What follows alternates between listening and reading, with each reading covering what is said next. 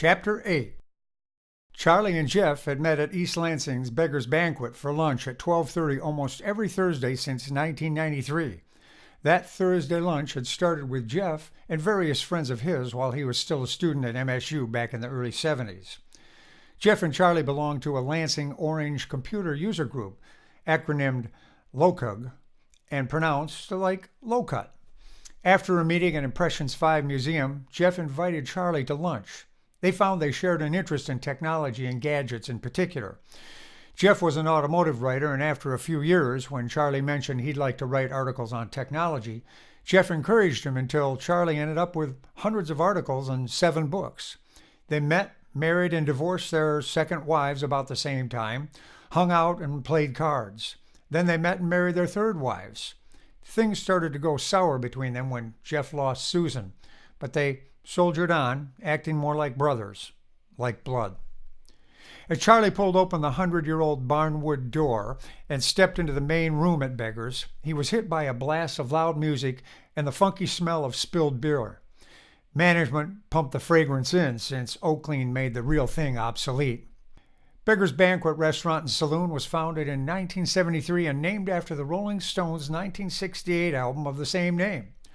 Right now, the relentless drive of Led Zeppelin's Immigrant Song played directly in Charlie's head from the public program. Even though it was one of his favorite songs, he curled his fingers to lower the volume. The bar ran along the right wall and featured numerous unique concoctions on tap from area microbreweries, as well as the standard fare of liquors, generic national brand beers, and popular mood-altering nanoceuticals. All the walls were done up in the same 100-year-old barn wood. Paintings, photographs, and VR works by local artists hung on the walls, and kinetic and static sculptures dangled from the ceiling and perched in various corners. But the patrons were the real works of art. Most people used ochre to make themselves more beautiful, but many students added something unique. The more conservative among them simply displayed OTATs. A guy passed Charlie with a vid of Abbott and Costello performing Who's on First playing along his cheek. OTATs were T-apps that traveled anywhere on the body and formed full-color images. They worked the way octopuses manipulate chromatophores beneath their skin to change color and either blend in with their environment, ward off predators, or attract a mate. OTATs were exactly like that, and for all the same reasons. Gabriel Jones was the most popular bartender in East Lansing, in part because of his willingness to do anything to entertain the clientele. Charlie elbowed his way up to the bar. "Gabe, what the heck is around your neck, you whack job?" Gabe juggled a dozen glowing VR drinks in slow motion. They continued to twirl and tumble with the clickety-clack of a teppanyaki chef as he ran his fingers through the 6-inch-long wiry hair. "Lion's mane. I don't think I'll keep it for very long, though." He pinched his nose and made a face. "Stinks." "Well, just stick some nano clean on it." "I'll be doing something different next week anyway. Get you anything?" "Nah, I'll wait until I get my table." "Saw you on the net this morning. Delicious run down the slope." He turned to a waving customer. A man with an ear splayed like a bloomin' onion pointed at Charlie. "Hey, you're that guy, Charlie, right?" The VR tag above his shoulder said, "Private." Charlie shrugged. "That's my brother." "So, private? How come you don't have any OTATs?" Mutilants were usually heavily tattooed. The guy scoffed. "What's the point? They're temporary. Where's the commitment? People should make their decisions and live with them." Charlie nodded. "I see." Then his expression shifted to a bemused frown. "Wait a minute. If Ogre can change anything, even that ear of yours is temporary. I'm not buying it." Private tilted his head and raised one eyebrow. "Kind of makes my argument bogus, doesn't it?" He chuckled. "Why not just use VR? Where's the commit?" He stopped and smiled. Raising a hand next to his eyes, he made the gesture to switch VR off and back on. "You change your face with Ogre. What's your excuse?" "Hey," Charlie shrugged. "I'm not the one preaching commitment. But as long as we're coming clean, I'll admit I'm the guy on the mountain." "Yeah, I know. I can read your tag, dipshit." He laughed good-naturedly and held out his hand. "Mark Mahaffey." Charlie's jaw dropped. "Mark? The Mark who grew up across the street from me?" "The same." Charlie recovered and shook his hand. "Sorry for not recognizing you, but you look different." "Don't we all?" I guess, Charlie nodded. So, what you doing here? I just installed a piece. Mark pointed toward the ceiling at a moving sculpture with brightly colored koi splashing in and out of blue-green ball of water. Nice. But why here? You've got work in some of the best galleries in the world. Favor for a friend. He pointed toward the corner at the bronze bust of Bob, the original owner and patron of the arts from way back. Of course. And speaking of art, Virtual Baby was your invention? Charlie shrugged and smiled. Brilliant. Thanks, but I was just in the right place at the right time. Hey, I have a meeting in a few minutes. We should get together and talk about old times. Sure, and I can kick your ass at chess. Not anymore, you can't. We'll see. They laughed and shook hands again. As Charlie continued on down the bar, he saw people using nanostructures to change the shape of their skin. A woman made up in goth black stood at the bar. She smelled musty like a forest and had 1-inch-long fleshy spikes sticking out of her neck. They rotated first one way, then the other. It looked to Charlie as if they might hurt, and maybe for her, pain was the attraction. Near the end of the bar, he saw an attractive redhead with a whirling rainbow bobbing a few inches above her head. Her eyes lit up when she saw him, and she flicked him an invitation to join her. Charlie guessed her PA read his pupil dilation because her facial features shifted until she became his VR ideal of a heartbreaking beauty. Charlie chuckled to himself about how easily he was being had. He used N to craft a gentle rejection and opened a PC. I'd love to get together with you, but right now I have a lunch date with a guy. A straight guy. She laughed. Maybe next time. The smell from the coffee machine engulfed him as he passed the half wall at the end of the bar. On the other side lay a small dance floor. A blonde woman with a border collie mod undulated to the music, arms above her head, gaze on the floor. Her partner, a slim guy with angular features and snake-like appendages slithering out of his nose and ears, rubbed up against her. They both looked stoned. Charlie called out, "Hey, Gabe!" Gabe was switching out a pot at the coffee machine and looked up. Charlie tipped his head in the couple's direction with a questioning look. Gabe pointed at a VR sign behind the bar listing today's nanoceutical specials. Mexican donkey fuck. Brand new this week. Charlie turned off his advertising filter and read the sign.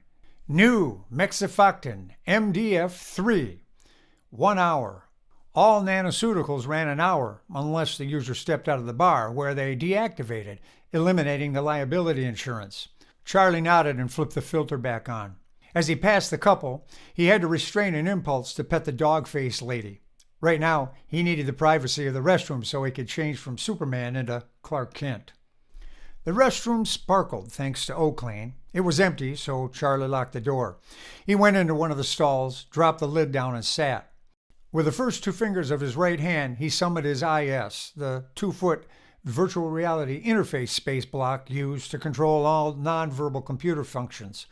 People called it the IS, pronouncing it ICE or Ice Cube. Jeff was a purged Luddite and insisted Charlie meet with him as an equal. That meant Charlie had to turn off N and VR. It was like when he was a kid with a loose tooth. He tied a string around it and attached the other end to a doorknob, but he could never slam the door. Right now, time was running out. He took a deep breath, let it out, and with gritted teeth, double-tapped the VR icon. It shut off everything, N and VR and all other levels of T. Instantly he felt dull, confused. The nausea boiled up. The ice vanished as he jumped up and lifted the seat. He threw up, hard. His head pounded. Fuck! He wiped his mouth and tossed the paper into the water. Then he dropped the lid and sat, head in his hands. For some reason, shutting off N got harder every time. He thought the nausea and headache were caused by switching off N's balance system. But after a year of use, he wondered if there were something addictive about N. What he didn't know for sure was he hated giving it up, even for 1 hour a week. The symptoms would pass in a minute, but now he was normal, which compared to being enhanced was, frankly, stupid. He went from having nearly all accumulated human knowledge on the tip of his brain down to what amounted to a pamphlet. He could barely figure out where he was. Aside from intelligence, N also helped him keep his demons at bay. When he was enhanced, he put them in their place and dialed emotions up and down at will. As a normal person, he had self-esteem issues and a stack of obsessions. He felt a tide of anxiety rising up underneath everything and picked at the edges of his fingernails. He felt like a fear stone lay in his stomach. Since he was used to relying on N, he wasn't in practice using the defensive part of his brain. You could become very dependent on N. If there were ever a test of friendship, this is it. If only Jeff couldn't tell when N is on or off. For the first time, Charlie realized he could use N's acting module to act normal. Why didn't I think of that before? He stood up and the room reeled. Jesus! All right, that's it. That's what I'm doing next time. Honesty is overrated. He got out of the stall, went to the sink, cupped his hands under the faucet, and rinsed his mouth. Looking into the mirror, he watched the color come back into his cheeks. He noticed he was slouching and shook his head in disgust. Looking through his eyes for the last time, he saw it was 12:27. Time to get a move on. With a blink, he turned his remaining VR assistance off. A complete cripple. Just as Charlie unlocked the door, the handle jerked out of his hand. A guy with a perfect Ken doll face and blonde crew cut came in. Hey! Charlie nodded. Hey! He looked for the man's ID tag, but with his own tee off, saw nothing. Ken's face lit up with recognition. You're the guy I saw on TV this morning, the one with a snowboard. Charlie smiled. Yeah, that's me. So this is what it's going to be like from now on. The guy drew back and punched Charlie in the stomach. Charlie squeaked out a tortured, oh, doubled over and stumbled back against the wall. He couldn't catch his breath, and a ball of fire radiated outward from his stomach. It felt like the man's fist was still in his middle. I got a message for you. Luddites say lay off. People aren't meant to be machines. Understand? Charlie hadn't seen the punch coming and had no protection from the pain. He was terrified. Jesus, I can't run. I can't even move. I said, you understand? Charlie looked up and nodded, his face frozen in fear. Ken pushed the door open with his butt and pointed his finger. You've been warned. He turned and the door slammed behind him. Charlie coughed and found he could breathe in short gasps. What the hell was that? His mind raced with a few possibilities, but nothing made sense. Finally, he was able to stand. He adjusted his clothes and pushed the door open a crack to see if the guy was nearby or if anyone else looked threatening. Pushing it open the rest of the way, he shuffled out. Snake and Dog were still humping on the dance floor. Their feet rustled and they snapped their fingers to music Charlie could no longer hear. The Ken doll was nowhere to be seen in the main room, but his defenses remained on high alert. Beggars looked dull and sounded quieter without VR. The barnwood walls were the same, but he couldn't see most of the artwork. He heard noises from some of the other patrons and the clatter of dishes. Sun coming through the front window made him squint and sneeze, hurting his gut and head. Charlie's anxiety notched up as he passed through the wide opening opposite the greeting station into the first of two dining areas, again scanning for the Ken doll. Peeking around the corner, he made his way into the quieter third room, to his and Jeff's favorite reserved six-top table by the front stained-glass window. Jeff hadn't arrived yet, and they didn't expect any of their other occasional begulars today. Charlie sat with his back to the window so he could see Jeff when he came in and watch for trouble. His hands were cold, but sweat dripped from his armpits. He held one hand out and watched it shake. Damn. Then, with all his high-tech tools turned off, he did something he rarely did anymore. He just sat there. He stared at the door and picked at the side of his fingernails.